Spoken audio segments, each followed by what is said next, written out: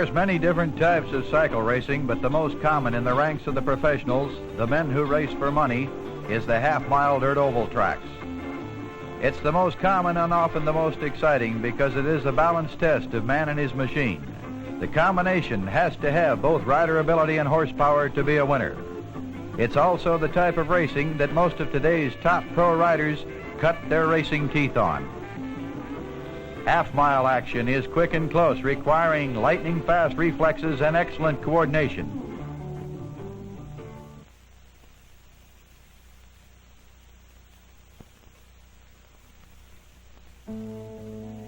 I grew up in Santa Ana, went to junior high and high school in Santa Ana. During my senior year in high school, I got a job at a motorcycle shop working part-time, and it was there I got my start in motorcycling. My father had been interested in motorcycles for about 5 years before I started, and he thought it was time for me to get going. I rode in sportsman competition for 3 years. It was then I was learning how to ride and what it felt like to win. I think maybe that's what drove me to continue on in my racing. After all that, I decided maybe I should try to race for money, so I entered the novice ranks at Ascot.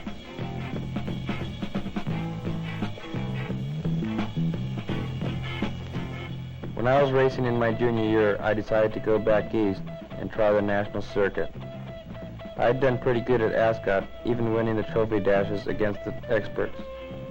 The first national I entered was at Cumberland, Maryland.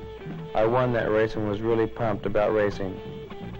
The rest of my junior year went really smooth. I won 5 more nationals, and I was ready to take on the experts. The DSA factory was really happy with me, and let's just say I was happy with myself. That was probably the best year of racing I could ever experience. I learned a lot, and I made a lot of new friends. Being the nation's top-ranked junior rider probably makes jumping into the expert class a little easier, but still, it's really a big step. The money is better, and there's a lot more glory in it. But when you're riding with the best in the nation, it's a lot harder to win.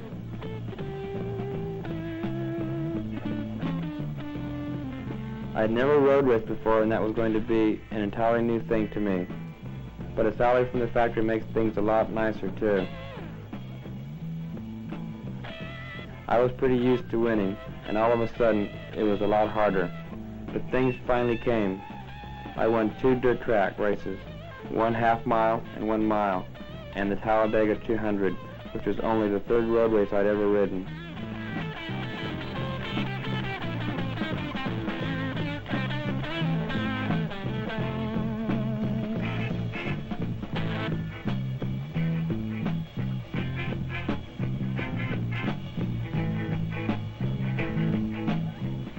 When my first year as an expert was over, I knew I'd found my place in racing. It's a good life, if you like a lot of traveling and a lot of working on bikes and motel rooms. But I was making good money and having fun doing it. It's really a good feeling when you can make good money at something you really like.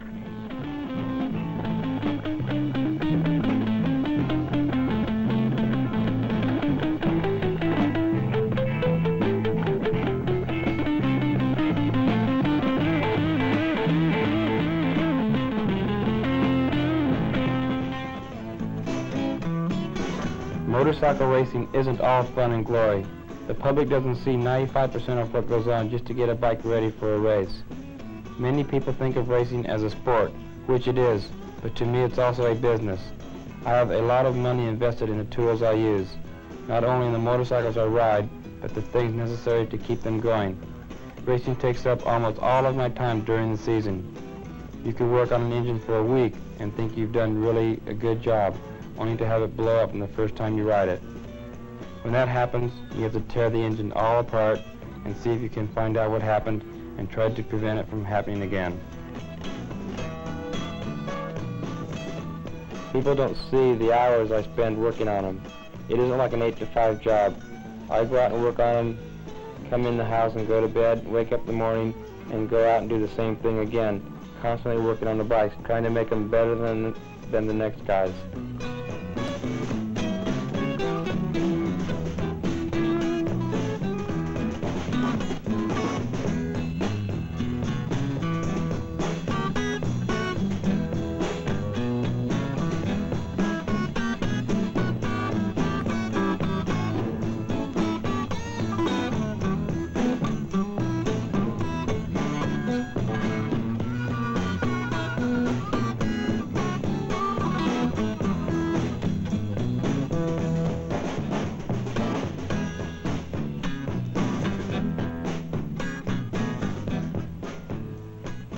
Motorcycling to me isn't just a hobby. It's more than a job. It's a way of life.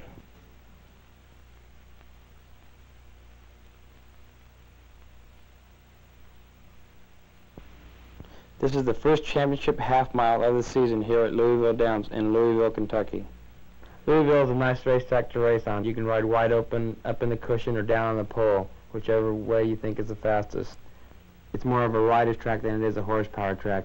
If you have the ability to go wide open around the outside and it works, then you've got it made, rather than the guy with a lot of horsepower and just spinning his wheel. My riding style and my bike, the way it runs, is a good combination for the track itself. I get around fairly well, and the bike handles real well. It's 90 feet wide and really nice for full throttle laps. The riders in front really like the track. Behind the leaders is left the dust and stinging limestone.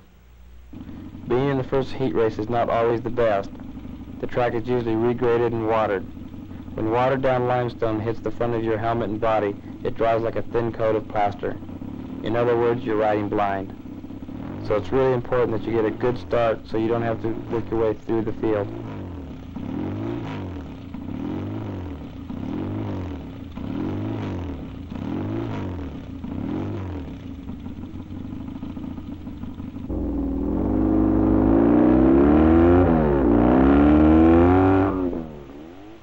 Aldana and his BSA have been a great combination in recent years. He was the #1 junior rider in the nation in 1969, winning 7 major junior events. The following year, his rookie year as an expert, he was tagged Super Rookie, winning 3 national championship events. In both 70 and 71, he ranked in the top 5 in the national standings and is a wide-open, crowd-pleasing type rider who is a born cycle racer. Aldana, another product of Ascot Park in California, has perhaps walked away from more 100-mile-an-hour plus crashes than any other rider in competition and has yet to even suffer a minor fracture. Louisville, one of the hardest tracks on engines due to the fact of the sustained high speed and full throttle locks by some of the quicker riders such as Aldana.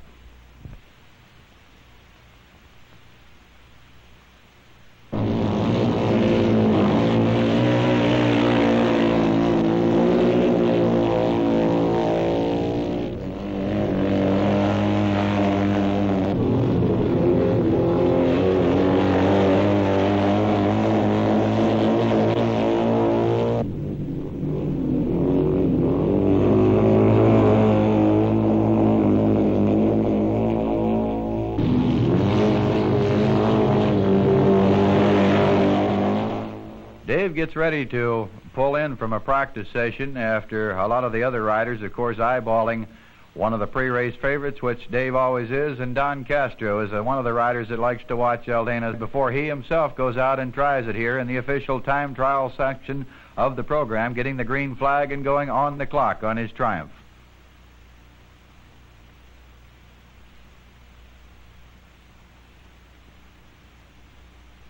Castro, like Aldana, trying the higher groove, the longer way around, but also the most dust-free as he passes 3 of the competitors on the outside.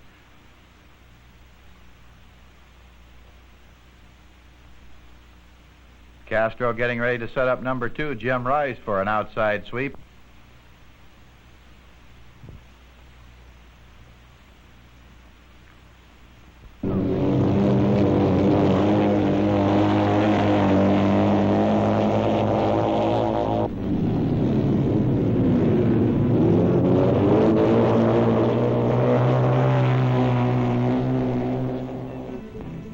In every section of the country, there are many top riders who are not as well known as some of the national circuit riders, and one of the most prominent is number 61, Jimmy Manis, a Harley-Davidson rider out of Augusta, Georgia. Manis has been racing mainly in the Southeast for most of his racing career, but shows up at a few of the national championships to try on the better-known national stars. Again, Manis, another of the riders trying the outside groove. You'll note the white handkerchief tied to the handlebar. This is to wipe off the face shield in case he does get involved in the dust or the flying granite at Louisville Downs.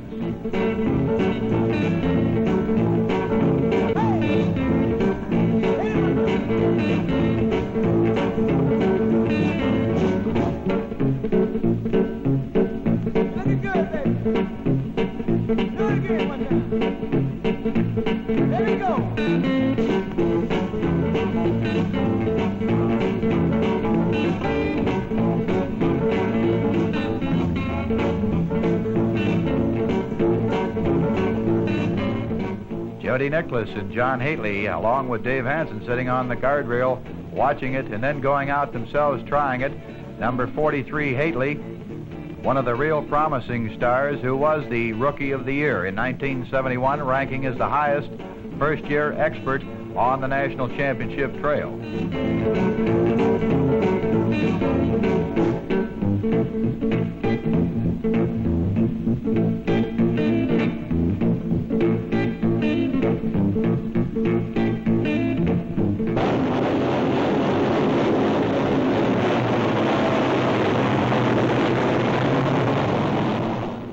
Then it was time for the juniors, but it was strictly no contest in the early going as Gary Scott, holding second place at this portion of the race, quickly moves up to challenge the leader.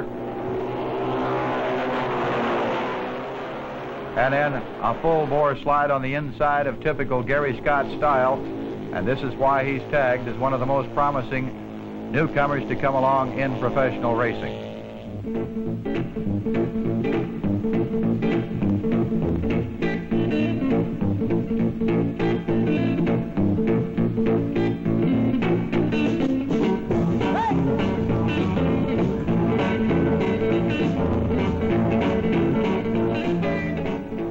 Gary will show you, though, what happens when you get into another rider's cloud of dust here at the wrong portion of the racetrack.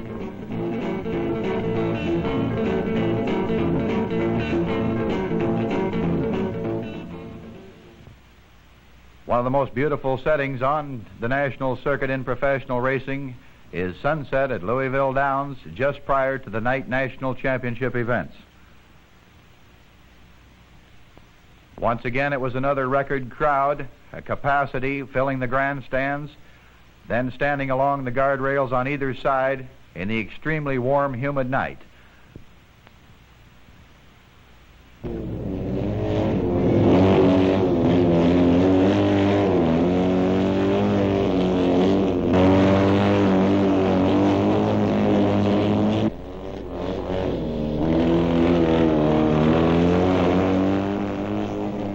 In the early going, it was number 3, Dave Aldana, who cut his racing teeth racing on the night racetracks, getting an early lead and shooting way out front, going just as quick, if not quicker, under the lights than he was under the sun earlier in the day.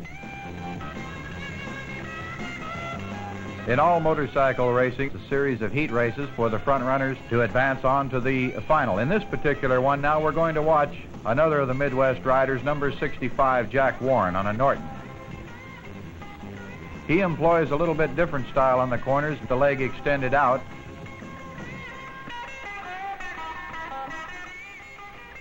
But he's also going to show you how some ice racing pays off for him when he races that type of event on the frozen lakes in Michigan during the winter. And there's the left foot coming right up to the handlebar. Very unusual for dirt track racing. In the main event, I got a horrible start. I had to work harder to get fifth than the leaders did to win. When you have to ride that hard, you have to start thinking of how to pass each individual rider. There's a lot more strain on the bike and yourself, especially in a national championship race. Any one of the guys in the main event can win it. It depends who gets a good start and has everything going for them. Dave Self from Canada had everything going for him, and he won.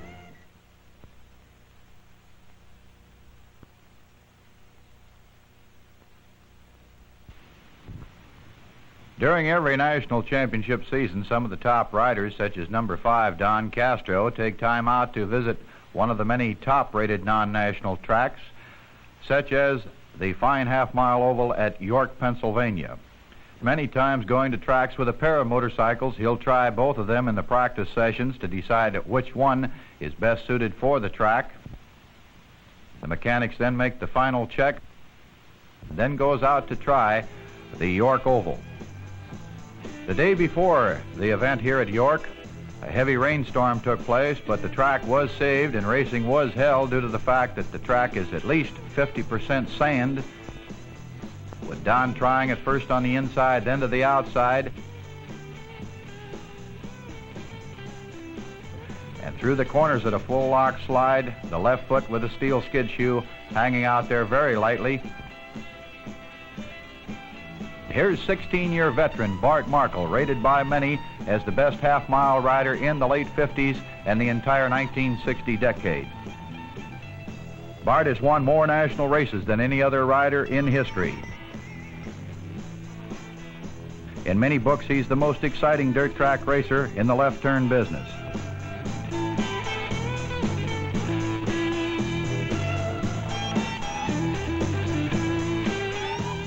In early days, Bart was Mr. Crash, and more times than not, he failed to finish a race. But for the past decade, polished ability, guts, and determination have made this rider the man to beat at just about any half mile.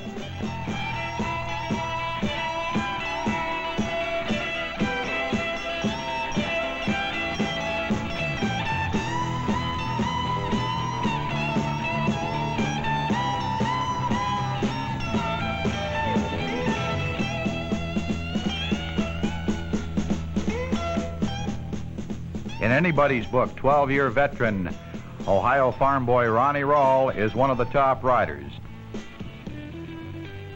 A Triumph rider from Mansfield, Ohio, Ronnie has won 5 dirt track championships along the way and has been the Ohio State half-mile champion a record number of times.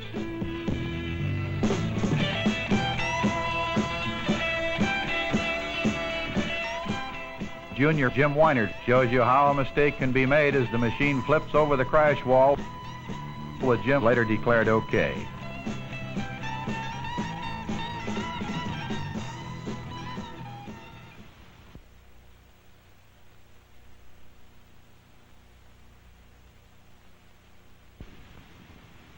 Moving next to Troy, Ohio. 19-year veteran Dick Mann, number 4 on his BSA, shows you a perfect control slide at better than 80 miles an hour. A very narrow racetrack, a treacherous racetrack. If one loses control, such as number 29, Carl Patrick, Carl will lay against the fence, and you'll note to his left the hole in the fence where rider and machine tried to get through but failed.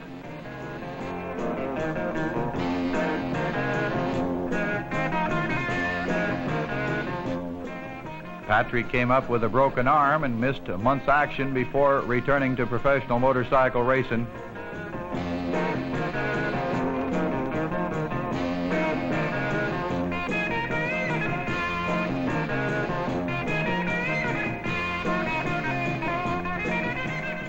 Showing you now on one of his rare appearances returning to the Midwest is Californian number 23, Jody Nicholas on a Norton. He was the Pacific Coast champion in 1971.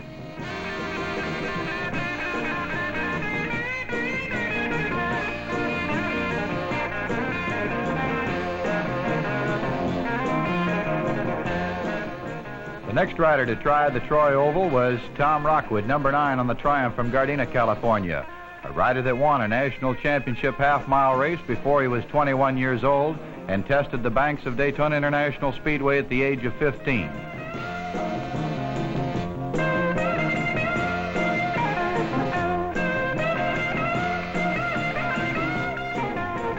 Ronnie Rall, the man who has dominated Troy, Ohio for many, many years, with Nicholas, Rockwood, and Rall all going on later in the evening to qualify for the final event, with Ronnie Rall, number 30, coming on to win the final.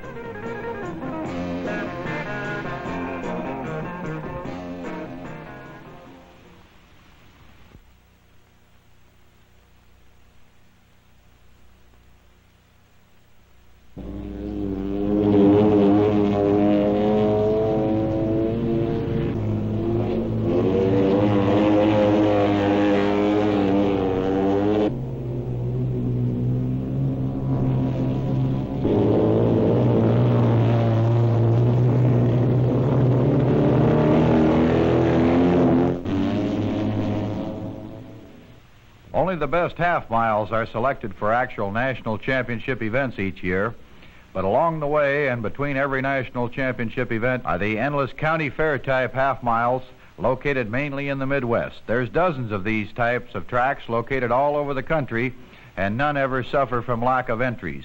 But of course, the Worst enemy of any professional motorcycle racer is dust.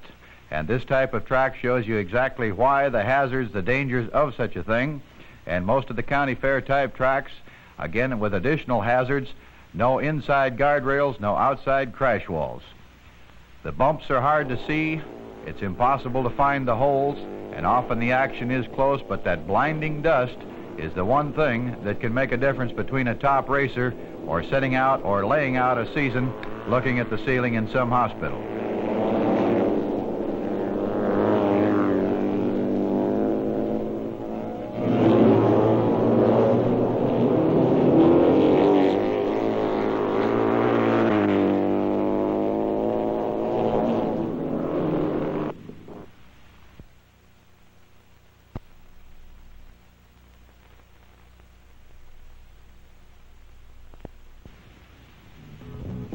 As we head from one national championship to another, the miles can be lonely along the way.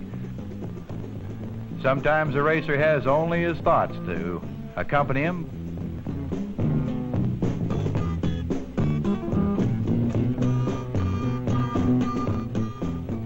And a racer never knows what's around the next bend.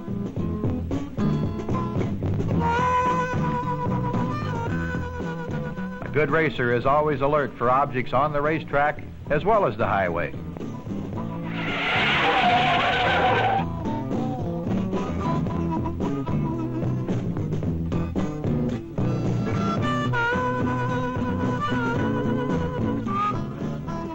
Some of the objects can cause the front wheels of the van to wobble if full concentration is not used to the utmost.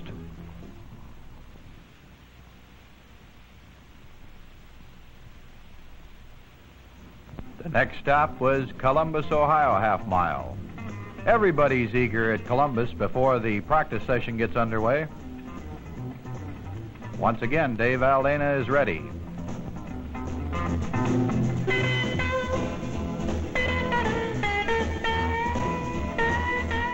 This is the event that annually draws the largest crowd for any half-mile dirt track race in the country.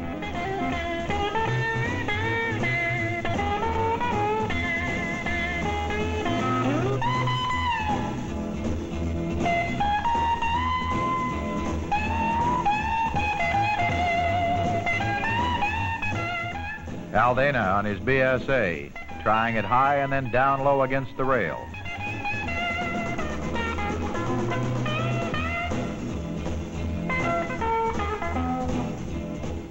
Number 7, Mark Brelsford on his Harley-Davidson, down the middle with the ever-present rooster tail.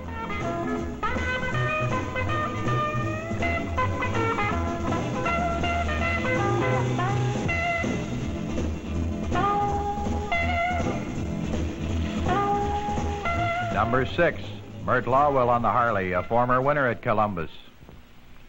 One of the newer arts in professional racing, shown here by Eddie Mulder, is tire cutting. Many of the racetracks, the sliding racetracks with a cushion, this type of maneuver is performed before every race, and the cut on the tire varying from track to track. The start of one of the exciting heat races.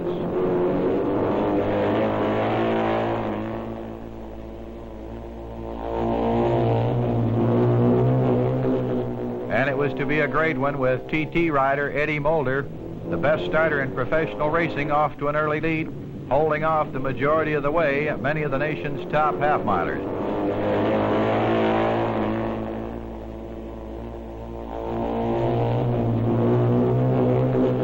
Mulder was unable to break away from Haitley and Markle.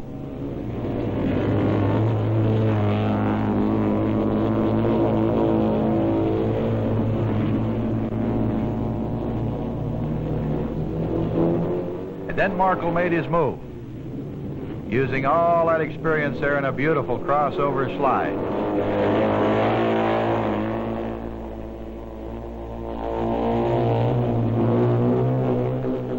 And with less than a lap from the finish, Markle came through to win this event and give the more than 20,000 fans an idea of things to come in the final. Bart, a 3-time former winner on the Columbus half-mile.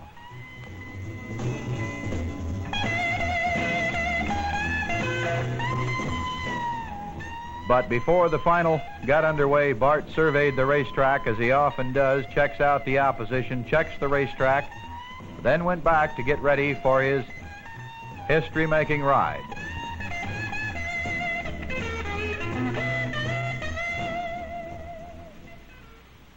On the starting line, the 12 fastest experts from an original field of 82, and we're set to go. 16 Sale, 30 Rawl, 14 Rayburn, 19 Mashburn. Number 12, the veteran Larry Palmgren. Coming up early from second place and going on for the win, it was the 28th National Championship ride, and it broke a long-standing tie with former cycle racer Joe Leonard, who had retired from cycle racing and turned to cars. The wins were harder and harder to come by for Bart, and he had scored only one national win in the past year and a half. But it was all together for him on this day, and the record ride ranks as one of the most impressive and decisive on the circuit for the entire year. Bart was to state later in the year that he would only race one more season and had his sights set on capturing the Grand National title one more time. He was the number one rider in professional racing in 1962, 65, and 66. Bart Markle found the easy way around the racetrack to score win number 28. The crowd gave him a standing ovation at the finish line. Bart Markle, on a hot day in June at Columbus, Ohio, had met and defeated every top dirt track rider in professional racing and became the winningest rider of all time. When Markle retires from racing, it will be truly an end of an era of the rough and tumble style riders who were always difficult to beat.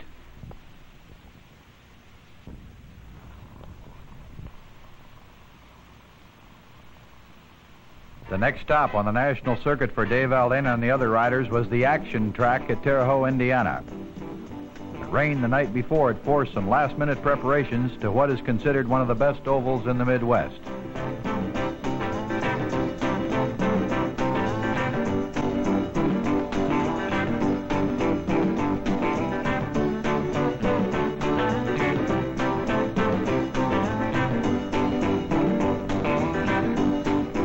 In practice, it was obvious right from the first lap that Dave Aldana and his BSA was the fast combination at the action track.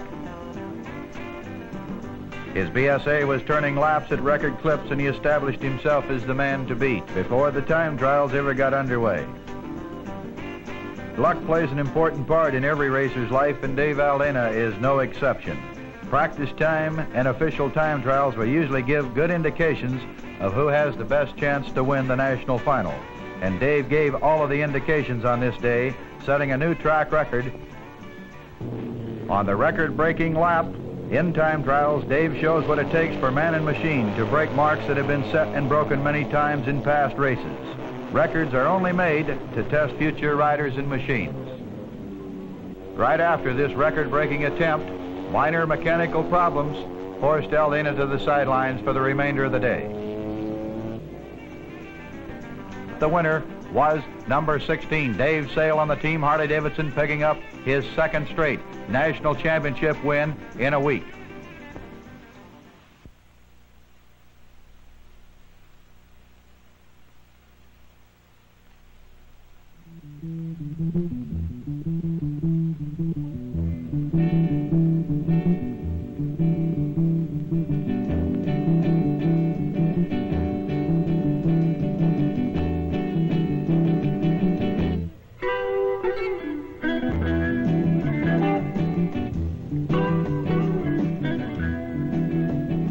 A trip to the desert for a day of riding is a ritual that is performed by almost everyone in Southern California. Some only go once or twice, but most make it sooner or later.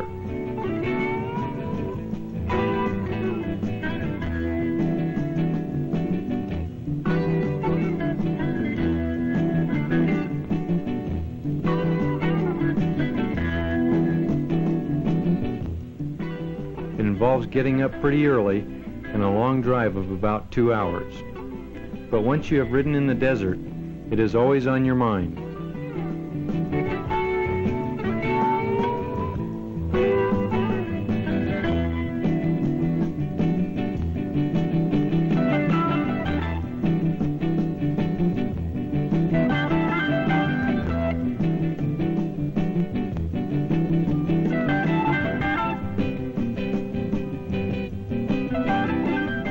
stop for some cool ones, as the desert is a very thirsty place to ride.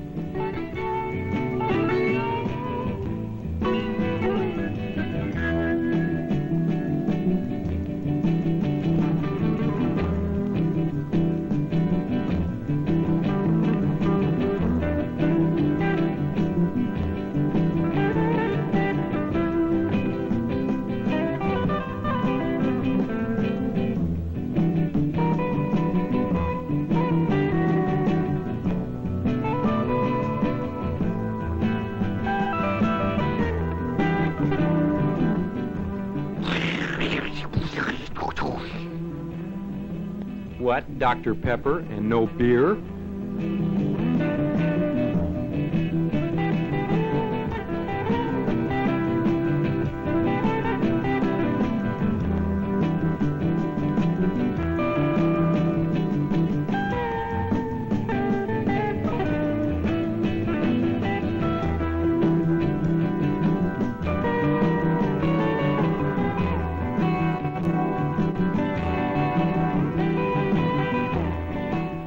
El Mirage Dry Lake is famous for high-speed runs along its smooth surface, sort of a miniature Bonneville.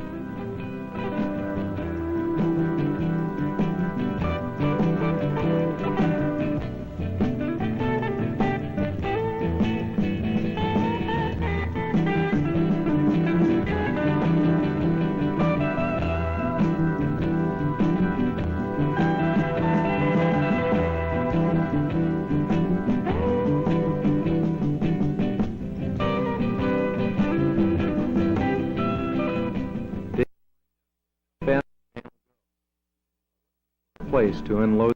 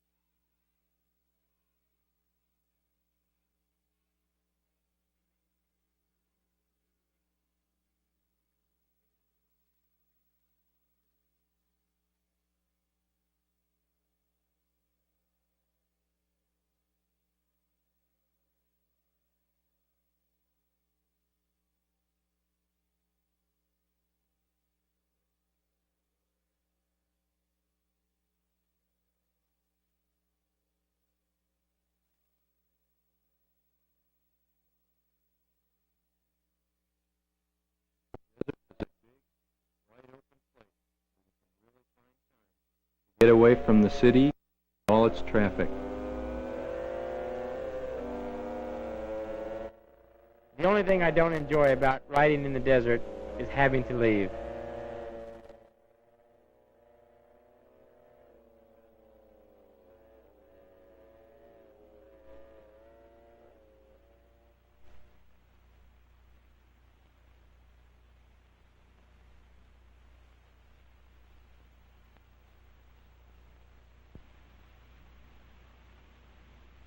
I came to the 25-cent car wash here to wash my bike and get some of that desert dirt off of there.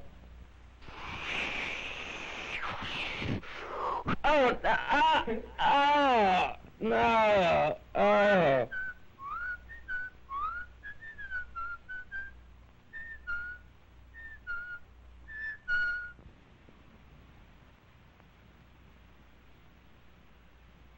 Next stop on the circuit was San Jose, California, another of the traditional long-time nationals, a famous racetrack that boasts a mile dirt oval on the outside with the half mile in the infield.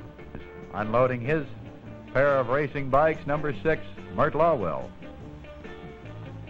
Keith Mashburn getting a bump start before going out for practice.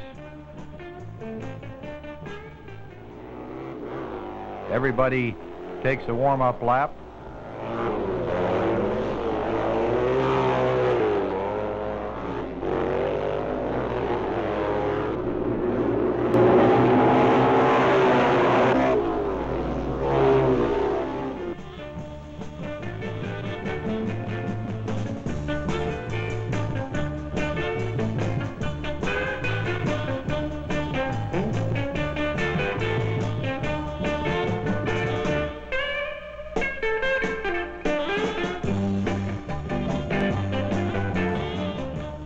And the San Jose oval, a completely different type oval, a hard, slick groove. This requires a different type of tire tread, different air pressure, and perhaps different cuts.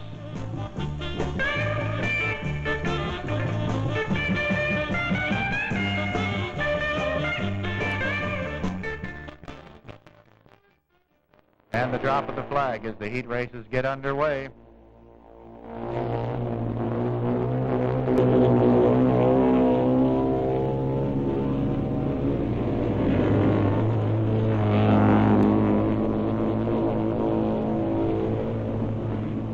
Jim Rice, number 2 in this race, watching from the outside in the back of the pack.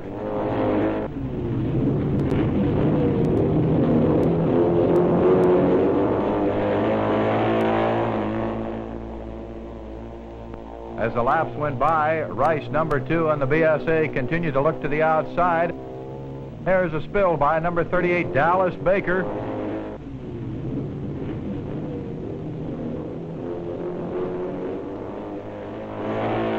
Then Rice, in the final laps, moved up to take the lead.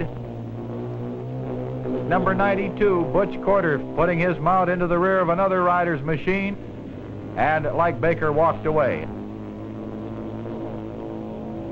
The checkered flag, it was Rice, by a very narrow margin over Sale. As the track changes, often the tire tread changes. One of the most important things being done here by Gene Romero, changing tires, trying to outguess the competition. Right before the main event, Gene Romero discussing last-minute strategy with his father, Gene Sr.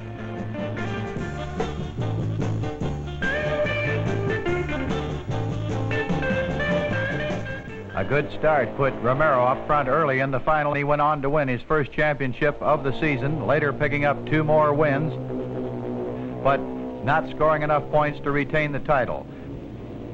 It went to veteran Dick Mann, his 3rd title in 19 years. That's half-mile racing, professional style. You've seen some of the best at just a few of the many tracks around the country. As Dave Aldana, Bart Markle, Tom Rockwood, Don Castro, and all the rest will tell you, the thrill is always on at any half-mile race.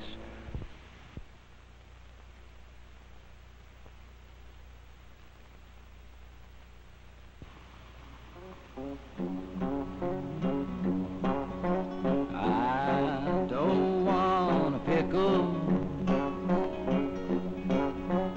just want to ride on my motorcycle.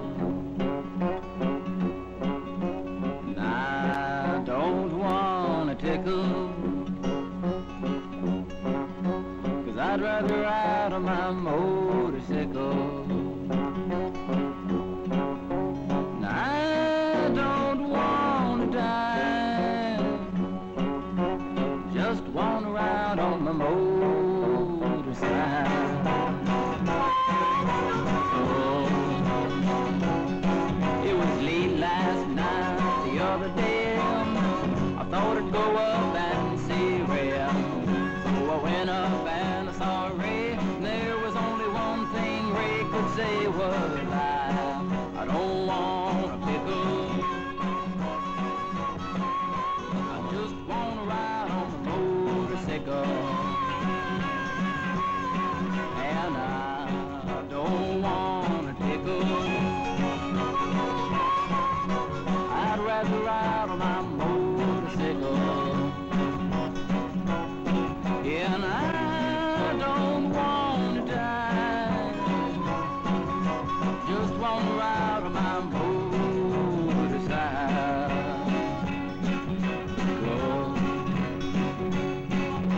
Late last week I was on my bike, running to a friend named Mike, running to a friend named Mike.